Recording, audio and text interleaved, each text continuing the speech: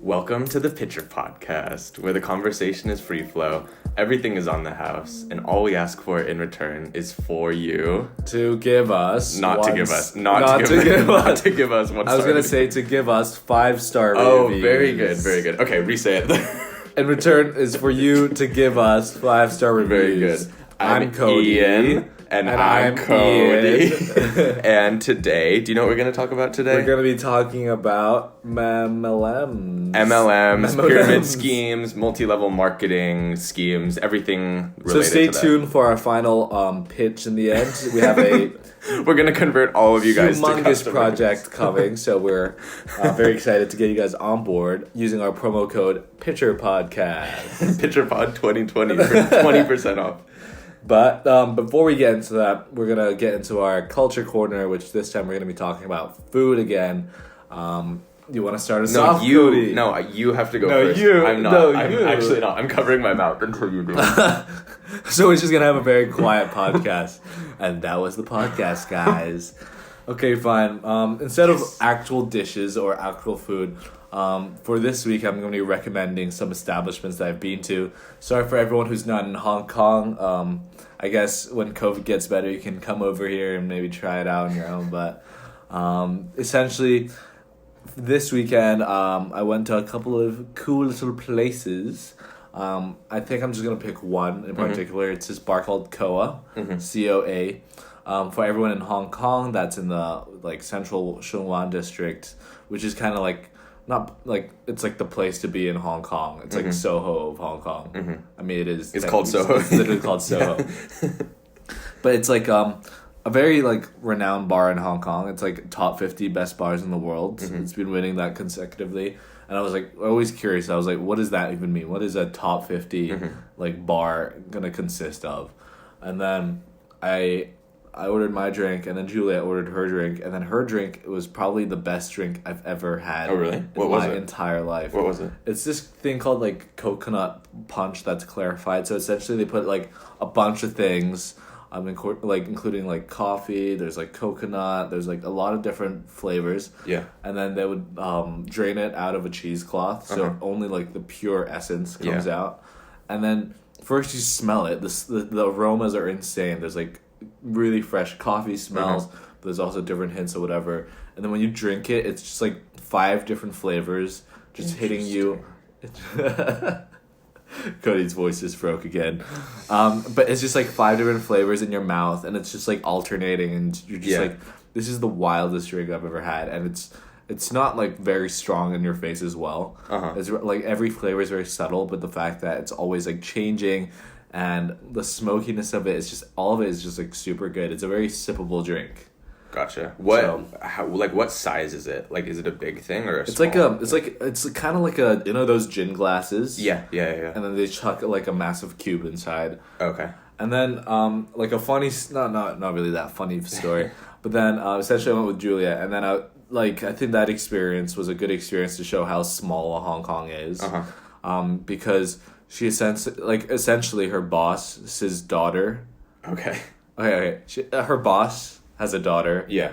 And then when we went to this bar, we didn't even plan to go. We didn't really know about it. Yeah. I only found it on my maps because I like to save a lot of restaurants and bars I want to go to on my maps. I was after dinner, let's check this out. I really want to grab a drink here.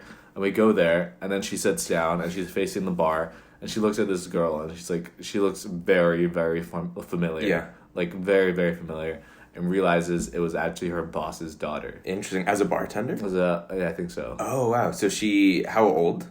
A full adult? Or mid-20s. Oh, okay. Interesting. Small world. Right. Because she lives, in the same building as her boss. Yeah, right? yeah. So does her daughter... college. Right. Yeah. Does his daughter live in that accommodation? Her daughter as well? Her daughter live in that accommodation? Yeah, she lives with her mom.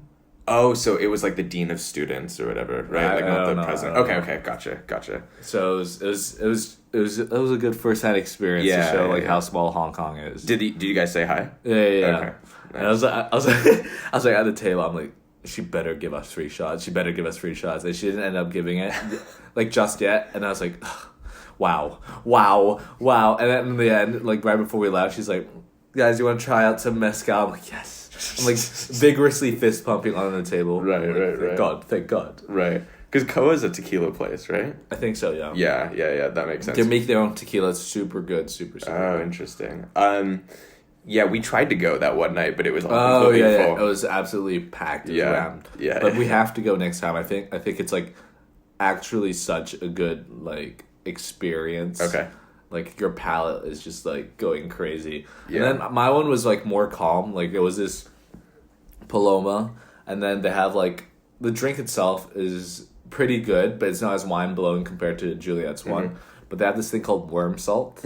Which is like different types of salt plus like literal dried worms that are like it looks like they all look like salt. You wouldn't know it's actually worms if they didn't show like if it didn't tell you. But then I had it. There's like a good salinity to it, good acidity. It's very sweet. It's just like the drinks are so well like thought out and made, and I think like with any restaurant and bar that I love. It also comes with a need for good customer service. And then I'm a whole for good customer service. Like, if someone is, like, very attentive to you and they're, like, very willing to, like, make sure you have a good time. Like, I'm always over the moon about stuff like that. Like, the guy came over. He was, like, I'm not asking to kneel. Like, I don't think that's, like, it's a power move. But then the fact that he was, like, kneeling and he was, like, explaining, okay, this sounds really bad. It's, like, I have this, like, power complex that I need him to be subservient. It's not, okay? It's not. I'm overcompensating by covering my ass right now. It sounds really bad. But he was just, like, talking to us. He was, like, explaining the drinks, having a teeny bit of banter. I'm just, like, that puts you in such a good space and, like, a mind space when you're at a restaurant that you just... Anything that comes out, you will automatically enjoy it. Yeah. That's like fair. It could be the worst service and like really good food, and I'd be like, I don't really care about this place. Right. Unless it's like an experience place where it's like famous for bad service. Yeah. But at the same time, I still don't really want to go to a place like that. Yeah, no, that's fair. I feel like you'd really like the U.S. then, because that's like the number one priority. But one other thing I don't like about the U.S., a lot of people might be like shitting on me, is the tip system is just too archaic. Yeah. And no, it's not very humane. Yeah, no, it's really bad. That they just don't earn like a living wage and they live off tips. Yeah. No, for sure. The tip system is awful, but I think it's here to stay in the U.S. Like, you reckon? I don't see it. Yeah, I don't think it's gonna go anywhere because all of these like dining like the whole food and beverage system has like lobbyists like keeping the tipping system in place. But and why? So because it's cheaper for them. They only have to pay them like a third or a quarter of actual. And then they just get the money through exactly. tips. Okay, so it's so much cheaper for all these dining places. Messed up. Yeah, really bad. But I mean, since it's here to stay, you definitely have to tip. Yeah. What else was I gonna say? Oh, I was also gonna say that it's kind of like a funny feeling when you go to a place and you really like the other person's drink or food or something that they get too, because you're like, oh, can I have another sip? Oh, I really like this, and then they're like a bit hesitant. Yeah. They're like gripping their glass like just slightly tighter than normal, and then you're trying to grab it and they're like resisting a bit, and then they finally let go and they're like, okay, go, I guess you can have another sip. One more, but like don't take too big of a sip. Oh my god, okay, I can understand that because like sometimes someone's like, oh, can I have a bite? I'm like, yeah, sure. Yeah. And I'm like, bro, you literally ate like half of my food. Like, that's not a bite. That's not a bite. Yeah. I was playing video games with my dad the other night and I made I made me iced coffee, but then I was like, hey dad, you want some iced coffee? Because he likes the iced coffee I make. And then he's like, yeah, thanks. He like takes a sip. It's a very tender moment, like me playing video games with my dad, and he drinks like legitimately half of the cup. I'm like, oh, come on, man. It's like, oh, sorry. And I felt bad then. But I was out for drinks last night with my girlfriend too, and we got gin and tonics. And we ordered 2 different types for each of us to try.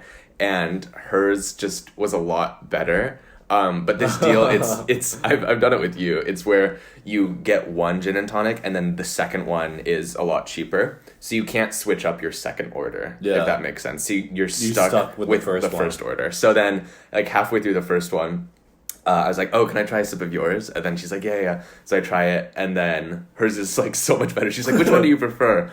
And then I was like, I like them both. And she's like, no, tell me the truth. Which one do you like? She's like, I actually like yours more. And she's like, oh, then you have it. And I was like, no. And you have this like back and forth. It was like, you have it. No. And then she's like, okay, fine. But for the second one, it's definitely yours. Okay, like you take mine for the second one. I was like, no. So then the second one comes, and then she swaps it to me, and then I swap it back, and it was just kind of a mess. I just hate it when like you like offer a bite, or like you offer like, oh, why don't we like order another one, like if you want it so bad, and they're always like, oh no, it's fine. Yeah. And then just you like consume everything that you have. No, that makes sense. Last night though, we were looking at old photos, and then we had our phone, like our drinks in front of us, and then we were looking through stuff on our phones, which were like in front of our drinks, if that makes sense.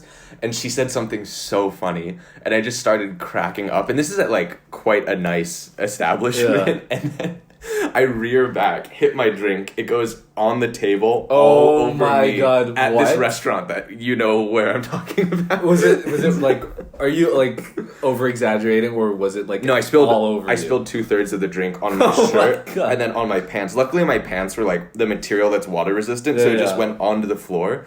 But then at this restaurant, which is like quite quiet, like all you can hear is like the stone floor and the sound of ice cubes like falling on top. Did you scream? Were you like, ah? No, she was like, ah! And then I was like, oh my gosh, I was like, you were more like concerned about her. Yeah. And then they looked over, and then they were really, really nice. They're like, oh, no worries. Do you want to change table? And I was like, no, it's totally fine. Yes, please.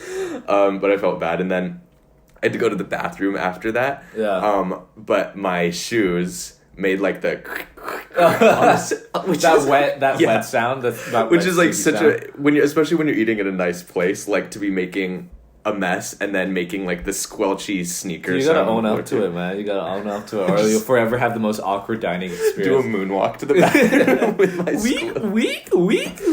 So bad. So anyways, what's your recommendation? So mine is just an actual food that I had recently, which was interesting. But Kraft mac and cheese. It was yellow watermelon. So I've never had it recently. I've heard about like Japanese blue and yellow watermelon and stuff. Blue? Yeah, there's blue apparently. And like all the square watermelons and triangle where they watermelons. like grow it in like a mold. Exactly. There's even places that they grow pears and apples in a mold, so it comes out like a Buddha's head. I've seen that. What? Yeah. They're so expensive though. But like, I'm not surprised. The moment that they start to get big, they clap like a mold around it, and then it just grows into that shape. And then I don't know when they know how to take it off, but then it's like a perfect like Buddha's face in it. It's so Japanese good. Fruits are so expensive. I forgot which video I was watching of a guy like going to Japan. He was like this famous chef or like a celebrity chef, and then he was trying out these like super expensive strawberries. Like this like independent local farmer was trying to sell, and it was like 5,000 Hong Kong dollars for a fat piece of strawberry. That's like crazy. It's like $600-700 US. I know, it's crazy, and I think just it's a very Asian thing. Like people in the US that are just US friends who like haven't grown up in Asia have no. Like, it sounds ridiculous when I try to tell them about this stuff, too. It's also, like, the Japanese culture of, like, intricacy and being, like, a master at whatever you're doing. Yeah. No, people here love it, though, too. It's, like, such a huge export for Japan. Everyone in Hong Kong loves anything Japanese. Yeah, or anything expensive. Yeah, that, too. Japanese and expensive is, like, the formula. We have literally no identity or a unique selling point to our people. We are... Okay. But yeah, I actually thought it was pineapple at first because I was having dinner with my girlfriend and there was just like this bowl of yellow, like diced up things. And then so I thought it was pineapple, and then at the end I stuck it into it, and then it had the watermelon texture when you stick a toothpick into it. And I was like, yeah. What is this? And then I put it in my mouth, and it was definitely watermelon. Mouth. I'm not gonna continue. So yeah. Anyways, that was a trippy experience. Is yellow watermelon like less sweet? I feel like it is. Right? Yeah, I don't know. I couldn't even really get a full like handle on it. Like normal watermelon. Yeah, well, I didn't want to eat so much of it too because it's like quite expensive, right? So I didn't want to be like, oh, let me try the texture. Let me try. Can I get one more? But it seemed similar. I would say it seemed. For me, it seemed less sweet than red watermelon. I feel like yellow watermelon's less sweet. I think, yeah, but then my brain also could have just been like trying to point out any inconsistency with normal watermelon. So who knows if it actually is? I love cold watermelon. Like I feel like cold watermelon is like the prime of like a good refreshing fruit. Yeah. Next to cold pineapples as well. Yeah. I remember when it comes to watermelon, like I've once had half a watermelon, like a big boy watermelon, after dinner. Because like mom said I was like lacking in fruits all day, so I just ate half a watermelon after dinner and felt so sick because the amount of water content in half a watermelon is insane, and the sugar content. And then I ran into the toilet and threw it all up in the tub. Gosh. I was in the tub? Yeah, I couldn't wait. Like I couldn't lift anything. It just had to come out. Right. And then it was just like pure watermelon that just came back out. Like even my dinner didn't come out. It was just the watermelon. Was it like kind of gross and sweet in your mouth too when it came back out? I was like, no, I don't know. It was a while. Like I was really young. I completely forgot. This was last week. It was just now, by the way. Cody was holding my hair. It's in my tub right now. Our feet are in the watermelon. We're massaging each other's feet and Ian's throw up. But another quick recommendation, like I've been wanting to go to this place. It's near my workplace. It's called Blue Supreme. It's this like American like gastro pub-ish kind of vibes. It's like small plates and like really unique alcohol. And this was the first time like Juliet ordered this thing called like a creek or something. It's basically for people who know beers. It's like a sour. Sour. Have you had a sour before? No, It's like I know nothing cidery. about beer. And it's like they were asking if we wanted it by the bottle, and we were like, okay, sure. And it actually comes out in like a proper like wine bottle, and it's like nicely wrapped in like this white paper. So I have to like tear off the white paper and pour it into like fancy glasses. And, like I've never like until recently have this perception of beer as being something that can be like fancy or like appreciated slowly, as opposed to like chugging a couple of Coronas and getting messed up outside of a 7-Eleven or something reasonably and appropriately. No, that's fair. That's fair. I know I have a lot of, or I don't, but my parents have a lot of friends who are into like the home brewing beer stuff, so they take like a ton of pride in that. For me, I've just never been able to like get into beer, and my family hasn't ever been like super into beer too. I need to let you try a couple of ones. Like I just can't do the like taste of it. It's not like what you expect. Okay, I'll try one. Because what we drink a lot are lagers, and that's like every alcoholic beer. Yeah. Like Carlsberg, Heineken. Yeah, those are all like the same, and they're freaking disgusting. Yeah, that's right. I've had the finer things. Yeah, I've tried my dad's friends like custom made beer too. Okay, don't try your dad's friend's beer. Like try something that's like not commercially made, but actually like made. Theirs is made. I don't know what, like, you know what I mean, okay? It's just like a proper craft beer that's not made by some guy. Okay. No offense to your dad's friend. I'm sure it's great and he's a master at his craft. Okay. Actually, I can't be sure of that at all. Okay. But I'm just saying that. I'll be sure to follow you. Okay. Why don't, we're actually quite far into it. Do you think we have time for recent studies? Yes. Okay. All right, we'll do recent studies then. So it's your turn this week. Yeah, I know. Cody made it an effort to write in the notes that I forgot last week, which I did, so I'm very sorry. Stop looking! Why are you looking? I gotta surprise you, right? Okay, the first one. And don't really ask me about like the explanation behind them, because I didn't read it. I was just looking at the headlines and it sounded interesting. Several recent studies suggest... Oh, I thought you were looking again. No. Recent studies suggest that certain kinds of air pollution may affect cognitive function. Okay. This is less so like a, dissect what the study means. It's more so like a, wow. This is quite... So only certain types of air... Yeah, okay. That makes sense. I think most air pollution is going to affect cognitive like function. And then, I don't know where I heard this, but like essentially like the human lifespan go on for like 120 years or something. And the reason why people are dying off so quickly is just based on like external factors that are killing us, like different diseases or whatever. Yeah, no, that makes sense. I heard this one stat, I think we talked about it before on this podcast, that like on its worst days, like Hong Kong in the summer can get really polluted. it's the equivalent to like smoking 1 pack of cigarettes when it gets like properly polluted in Hong Kong. So that's scary because we've had so many of those days. Also, so many days. Sorry, Mom, I've been smoking. But you have too. You have too. We have all been smoking.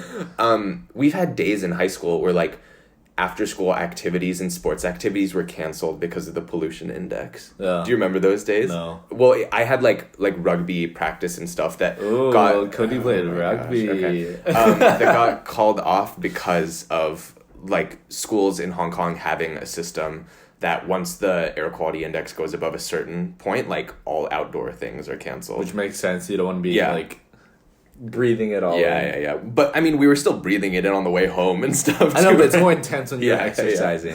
Yeah, like that's really scary because we definitely have a lot of whatever that is in us, right? Hong Kong's a great place, though. Yeah. It's a great place. Great place. The second study is something more related to my little Cody. It's coffee makes you smarter, recent studies suggest. Oh, that makes me happy. Recent studies have shown that coffee can also make us smarter-ish. At least that's what the results are suggesting. It's from The Onion. This article's going nowhere. It suggests something. It's like at least probably not. Like absolving them from any like ramifications. By the National Institute of Aging and Johns Hopkins University shows that caffeine could help protect our brains from Alzheimer's and Parkinson's, which is very interesting because it's somewhat of a stimulant. Yeah. So I don't know how a stimulant can help Alzheimer's. I mean, Parkinson's at least. Yeah. My dad always says that his like some of his vices in life are like red wine, dark chocolate, and coffee, and he's always like, well, it's shown that it's like good for you. And I'm like, okay. All three are like good in small doses. Yeah, exactly. But it's like there are like limits on that. Right? You can't just like chug it. But not that my dad does. But yeah, there are limits. And I abide by those limits. You do not. I do. Abide in. Congrats! Oh yeah, to date ourselves, like this has come out the morning after Biden was declared the winner. So congrats. But yeah, Cody, you gotta, I do. I'm very responsible with my caffeine. Are you? Yeah. Let the audience know how much coffee you drink a day. Like maybe 1 or 2 cups. Shut up! Be honest, please. Maybe 2 to 3 per day. 2 to 3 what? 2 to 3 cups. That's coffee. Not true. That is not true. Come on. Spillage the beans, please. Okay, at work I probably have 3 cups. And then I might have like 1 or 2 small cups in the evening. And small cups are like... It's right like here. Espressos? No, it's not. It's just a small cup of cold brew. So. Cody's pointing at a cup of beans. Cody eats and chews the beans. I just eat and chew beans. One of my friends in college, it was finals week, and he had gotten so desensitized to coffee and tea that the caffeine didn't really work for him. So he took caffeine pills, and it was like one of the grimmest states I've ever seen someone in because I came to like the dining commons in the morning. I looked in the corner. My friend is over there, just kind of like hunched over a table. I'm like, oh, hey man, like, what's up? You okay? And he's like, yeah, I couldn't sleep at all last night. I have a test in like 30 minutes, but I took caffeine pills and look at my hands. And his hands were like jittering, and they'd been jittering for the past like 8 hours. It's because caffeine's getting you over the hunch of needing to sleep. Yeah. And your body is just like so physically tired, but mentally it just keeps you awake. Like I've done that before for like a presentation when I was in uni, and I was like, I slept probably 30 minutes before the presentation. I was just like up all night, like making sure I got it like locked down. Yeah. And I was just drinking like vats of coffee and then vats of tea as well. I made the tea like extra strong as well just to make sure, and it kept me up. But then like I'd be working, and then it would be like 4 a.m. I check my leg. My leg is literally just shaking. Oh, wow. And I was just, probably not too healthy for me. Right. Yeah. That wasn't very responsible of you. Okay. Last one. The first one was kind of lame, so I'll be like, we'll talk about this one. It says, do we really use 100% of our brains? Recent studies suggest otherwise. So they've debunked the whole idea of using only 10% of our brains. Yeah. But they're saying that we also don't use 100% of our brains. What are your thoughts on that? What are my thoughts on that? I mean, I guess it would make sense. Like, we learned in high school was the time when, like, Lucy came out, that movie with Scarlett Johansson. I thought you were going to talk like, about, Limitless. Limitless? No, that was before high school. But, What? Really? I think so. It's like 2011 or something. Right? Limitless. I don't know. What? You can search it up right now. Yeah, but go on. Oh, I know you're going to interrupt me, right? No, I'm not. Okay. 2011! Oh, what? Wow. Was it 2011? How do you remember so well? All the caffeine in my brain. The caffeine. All the coffee. But I was in psychology class, and then our teacher, who was very into like cognitive psychology too, was like just ranting about how Lucy was so. The plot of Lucy is this girl gets kind of like a bag of drugs put into her, and then it breaks, and anyway, she starts to utilize 100% of her brain instead of what people thought was like the normal 10%. amount, which is 10% or something. And then once she reaches 100, she becomes like a god essentially, and can start like shifting reality and stuff. Wait, what? Yeah. Because it goes up as the drugs are going into her body, like leaking out. So it goes up like 20%. Yeah. And then once she's like 40%, she can like do all this like jujitsu, like karate, like kill all these people. And then once it's 100%, she just is like tapping things and like things are exploding and stuff. Okay, that's ridiculous. I've never seen it, nor will I see it. But then, whenever I think of like the 100% usage of the brain, I always think of Limitless. Like right. I love that movie for some reason. Yeah, maybe I'm just movie. Like so like hopped up on that idea. Of like it being somewhat real. Based on reality. Well, it shows this guy who's like pretty much a loser, right? And becomes super successful and charismatic after it. But just mass trading. Yeah. But anyways, like it's not like the brain is like a gas tank where like 10% is bad, 100% is good. It's like different parts of the brain are used for different things. So some of them are used for like, like motor stimulus and like how you interact with objects and touch and stuff. And then other things are meant for like emotional processing and stuff. So it would make sense that, and other things, are like for balance or like different, you know what I mean, right? Like different things. So I guess it would make sense that like not all of your brain is lighting up at once. So it's never 10% or 100%. It's always in between. Probably. I would based guess, on different stimulus. Maybe, don't quote me on that. No, quote him on that. Cody, the psychologist.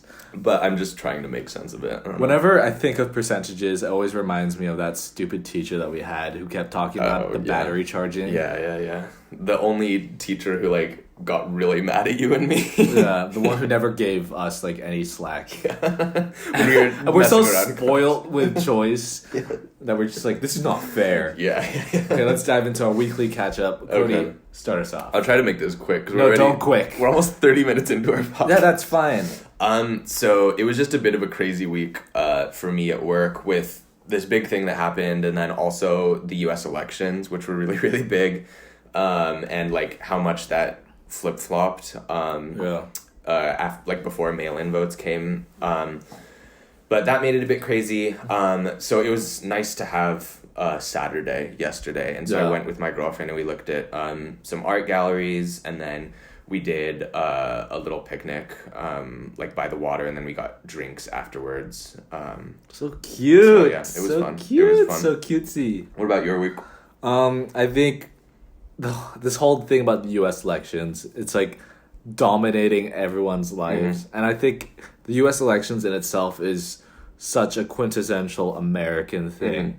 Like it embodies so many like American characteristics of being like in the epicenter of everything, drawing everyone's attention, like everyone putting this like, I guess, this sort of importance towards this event.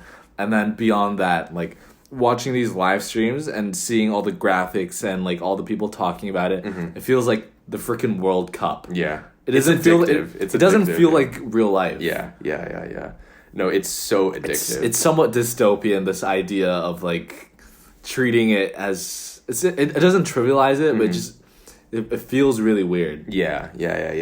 I told myself I wasn't going to get that emotionally invested into this election. Lo and behold, like on Wednesday, Hong Kong time or something, like all these different infographics and like stats live feeds and stuff were like on my computer for the past like 3 days until the weekend. So The elections are something where like people who don't even care about politics would watch. So it's literally like the World Cup. Yeah. People don't watch football and they will end up watching the World Cup. Yeah. It's such a national event. I mean, for sure. global event. Yeah. And I would put it on like the TV in the workshop pantry place where I worked. And then a lot of people would just like find an excuse to just like stand there and watch a bit just so they can get some time off working.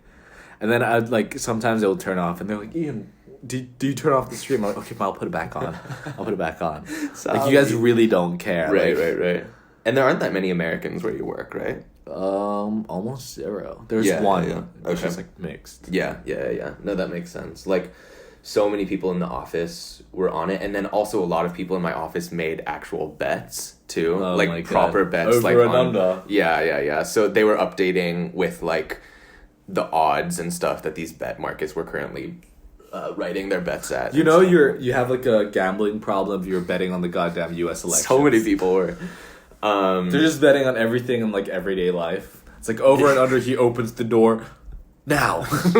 Oh damn! I lost 50 grand. Yeah, I have some people in my office that are like definitely risk takers with gambling and stuff. But, anyways, yeah. Should we 30 minutes into it jump into our topic? Yeah. So, anyways. Also, wait, before we get into that, in terms of the weekly catch-up, I, too, also had a very relaxing day yesterday. Oh, nice. And I think it was just such a good way of just, like, after the hectic week, just, like resetting and not feeling like I have to be doing a lot of things for me to not feel like I'm wasting time. Okay.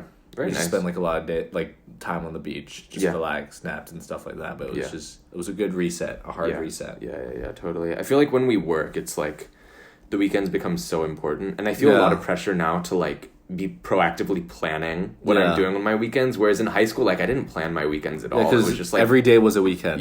But then also like it just didn't seem as important to, you know, like my weekends, and like plans would get made for us by our parents and stuff too. Now we actually have to like proactively plan our stuff, but also because we see each other so much. Oh, totally. Yeah, because we don't work in the same place. Unless you're offering me a job. Like a 21-year-old. Thank you, Cody. We have heard it here first. Cody is offering me a job. New York QR code. I'm offering you spousal visa as well. I didn't know that was part of it. But yeah, anyways, we thought we would talk about MLMs and pyramid schemes for this episode. So we'll see how long we can talk about this for. It's so wild, like, to think that this is still happening. Like, pyramid schemes have been such like a dated thing since like the Ponzi scheme. Oh, like way before that. Like even way before the rise of like suburban and I'm just lifestyle. Like, how the fact that it gets such a bad rap and the fact that there's like so many bad implications that come with it, that it's still being like done right now. Yeah, for sure. So yeah, I have a couple of thoughts on this stuff. But first, for anyone who doesn't know what an MLM or pyramid scheme is, I have some definitions here. I love how it's also called pyramid selling. They're just saying every name away from pyramid scheme.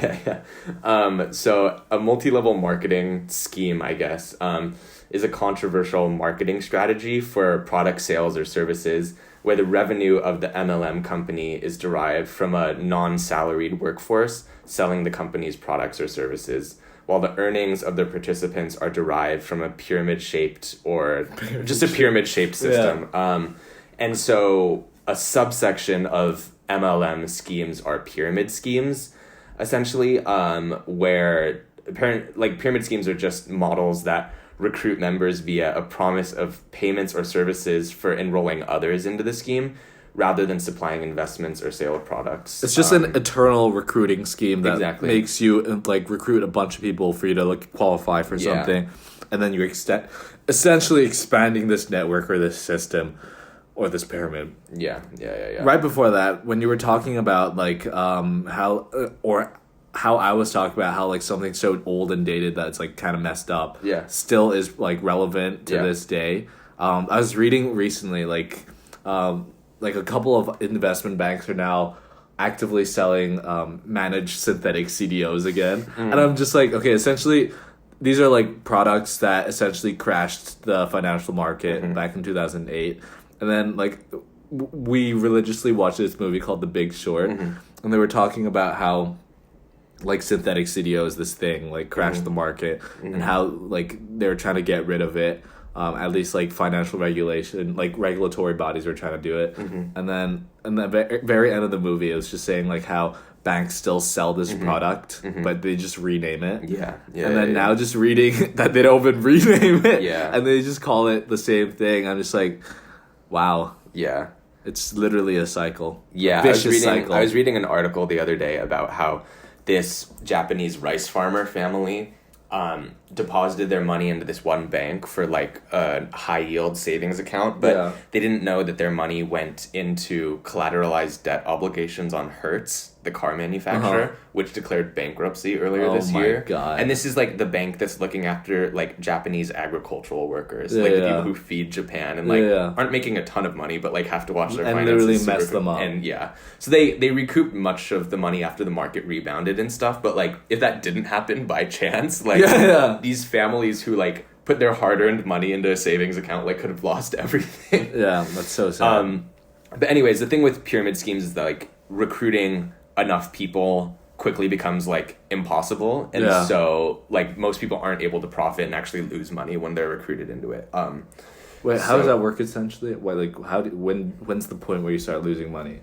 Well, because they've invested so much of their money into buying membership into it, right, and like buying all these products, so that when they can't recruit enough people to kick like the money back up to them, like they've lost like the commission. Yeah, exactly. And then it's just this food chain of like passing commission. Because you're not essentially selling products that the company has. You're buying the products from them and then reselling them. Exactly. Because you are your own business.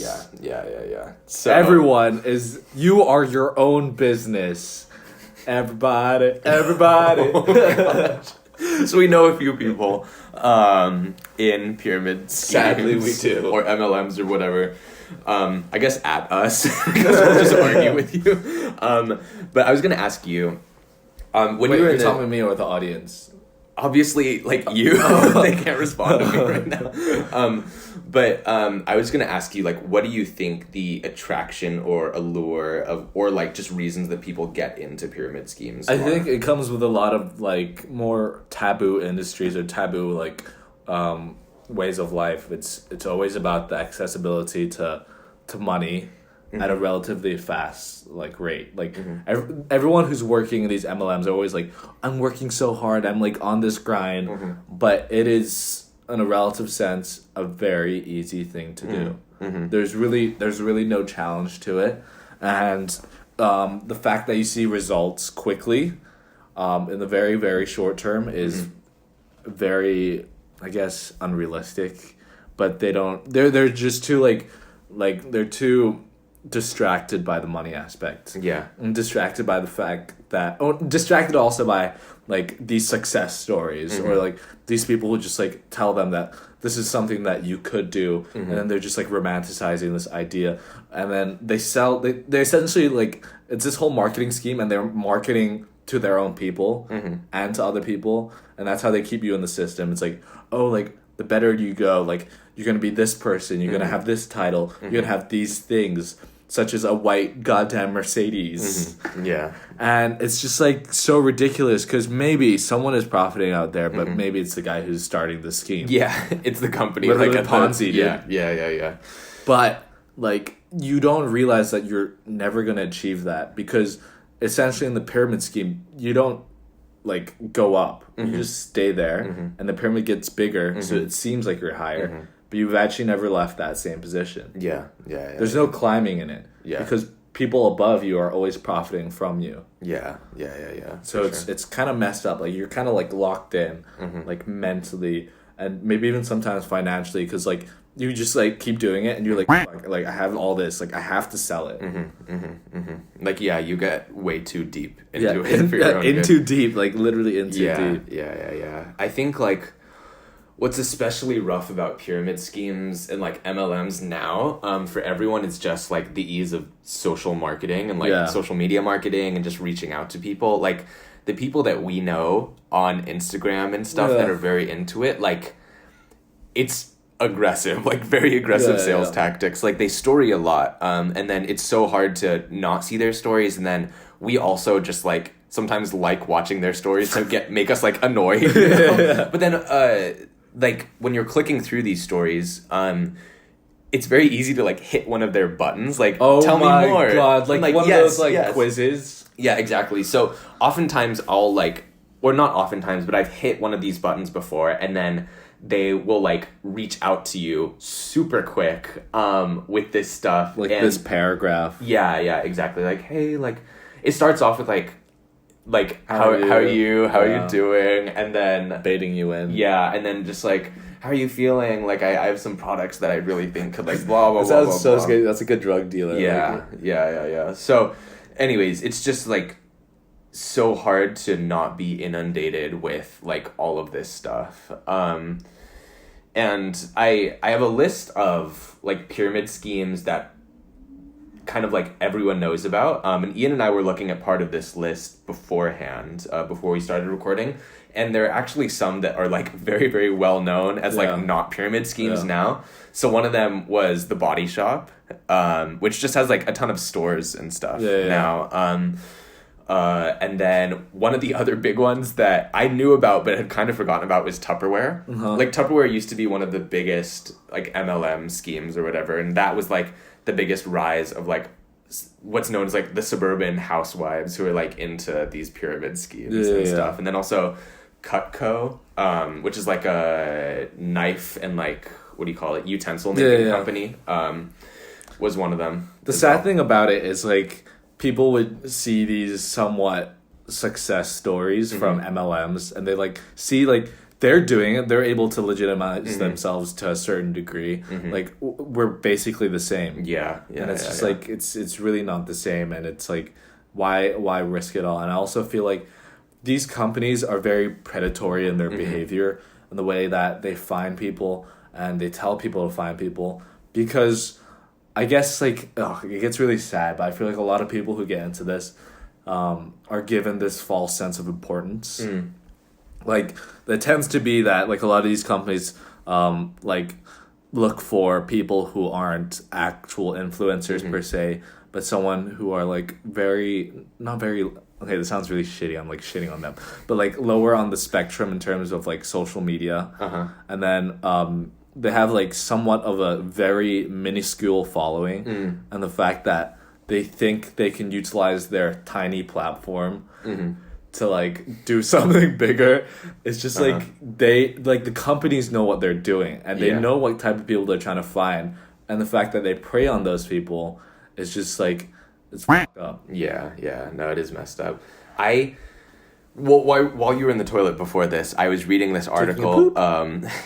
Taking a poop. Of like confessions of a former MLM like housewife or something like that, and it actually changed a bit of my viewpoint on it, more into like feeling bad for a lot of the people that they do recruit, and I guess not so much from the social media aspect of it, but like I think a lot of the people that these companies target are like down on their luck a bit, or just in need of like a bit more disposable income, whether that be to like pay their own bills or also to like manage family bills and stuff, which is like the big allure of at least US like suburban MLMs and stuff, like to give families a bit more disposable income. And so like a lot of people, she was saying like just join this, and she was saying she joined it just to like pay her bills a bit more comfortably and stuff too. And like it seems so easy, you know, like running your own business and like being able to work from home and all of this stuff, but the reality is that like you invest a lot more than you actually take from it, and especially financially. Like of course, like most of what I'm talking about is financially, but what they do is like they start to give you these small paychecks and stuff too. So if you invest like $200 to $300 US, like a couple months in, like after you make some sales and stuff, you get like a $30 US like monthly thing, and you feel like you're doing something and like it's it started, result so to something. I better like invest more so this can happen quicker and it's stuff. like a psychological trap that they put you in, and you're just stuck, and then as we said, you're just in too deep. Yeah, for sure. So one of the things that I was thinking about as we were talking about like the rise of MLMs and stuff now is one of the things that I hate so much, particularly about a lot of the MLMs that we see, which are like very health related and stuff, is just like the false premise is that this is gonna like make XYZ part of your body like better. Yeah. And so some of the stuff we've seen, some of the ridiculous things are easy for us to laugh about when they're trying to like push these tactics. So like at the beginning of COVID, these people were like pushing these like immunity boosters and like you know, natural like chili and mango and like these like drinks that you would have. But then a lot of them I think are actually like very, very damaging to people, especially people that like might look up to these people who are like in MLMs and stuff, especially like young girls and stuff. So a lot of the stuff that we were seeing was like about skincare and how like a lot of times your skin can be really bad because you're using all these like big corporation chemical companies that are putting harmful things into your skin. And like if you were only to go like more natural with these companies, that like your skin could be a lot better. And like all these body ailments and stuff, which is just like not true necessarily. In a sense, big corps, a lot of them are like good for your skin to a certain extent, but it's like everyone's talking about like the damaging effects to the environment and how it's like inhumane, and then they try to like virtual signal that they're like this overwhelming like force that is trying to better everyone through their products. But then like I constantly think like they are a healthcare company that sells like thousands and thousands of products, and they advertise themselves. And this is, I think, entirely false advertising, and like they've been sued before because of this kind of stuff. You're selling this product that you say are like the best in class, the most natural, the most organic. We're using the best things, but yet we're also so sustainable, so organic, and all of the above. And they're just ticking all these boxes, and I'm like, there's a reason why so many big corps aren't able to achieve these little characteristics that you are falsely like advertising about your products. It's because it's very expensive. It's not very sustainable to produce as well in terms of like the financial side of it. So why are you able to do all that but also charge 10% of what the big corps are? It's if you like actually just give it some actual thought, like it makes no sense. Totally. Big companies like MyProtein, they have like a bunch of products, but they never say that they're the best in line. It's an economical option, and they have just a wide range of stuff. And I think we can bleep it. We can bleep it. Like follows that same model, and the fact that they, I guess, falsely advertise and persuade people that are easily gullible into these things that this is the right thing or like this is the best thing. It's just like predatory. Very predatory. No, for sure. And like what I was saying before about, especially like I was having a really long conversation with someone about this like half a year ago, and just like the predatory nature of a lot of these, like the customer base being like younger people, like in high school or like early college or even sometimes like late middle school, and just the self-esteem, like especially with the complexity of healthcare, like not everything is solved if you just go natural, you know what I mean? Like it's easy to see with like some things in diet, right? Like natural is better, but especially with complex things like skin and just like all this other stuff, like there's a reason that like heavier like medications are out there for certain like topical skin things, and there's like a reason why I don't spread kale on my face. Exactly. And so like just like thinking about someone who in high school or something, especially then, like I had super bad skin in high school, and it was very like a thing that was on your mind every day, especially when you were like trying out all these different treatments. And if luckily like this stuff wasn't around in high school, but if I had someone in high school being like, oh dude, you just gotta like go more natural, like the reason it's probably so bad is because you're using all this like big pharma, so like matter of fact, I would like lose my shit. So anyways, that's why I think like especially back then, like Tupperware is like I guess like was probably a bad MLM back in the day just because of the nature of MLMs, but it wasn't like infusing like body confidence and like that whole like self-esteem thing. It's just like Tupperware, right? Which like is a bit more. I feel like a lot of the younger demographic or maybe even like the older demographic are so drawn to the allure of like social media and being this influencer, and they feel like because they see a couple of these on the very top are like somewhat of an influencer, they're drawn into like, oh, like I will be like them. I'll be like, and it's just gross. Yeah, for sure. So anyways, I was going to have us, at the end of this, design our own pyramid scheme just for fun. I don't think we have time for that, so maybe we'll do that, like, next episode week. Or something. We'll have to think about it a bit as well. The Hummus Club. Yeah. The Hummus Club. Sell hummus to your friends. We should design, like, something, like, try to make something the most predatory that it can be and, like, walk through it. The Limitless drug. Yeah. The Limitless drug. And then just, like, make the most aggressive sales tactics. Yeah. Elevator pitch. But yeah, anyways, this is us waxing on MLMs and pyramid schemes. Wax on, wax off. And how much we hate them and think they're bad and stuff. So I think we're going to end it there, right? Yeah. Okay, so follow us on Instagram at PitcherPod. Rate and review us on Apple Podcasts. We're going to be giving shout-outs to everyone who rates and reviews us on Apple Podcasts. Subscribe and check us out on YouTube. I'm saying this slowly because last time Cody roasted me for just going through this real quick. Sounds like it's on like Subscribe and check us on YouTube, Spotify as well. Also email us at pitcherpod@gmail.com and with thoughts or suggestions. Yeah. So thank you. And we'll grab a picture with you guys next time. Bye.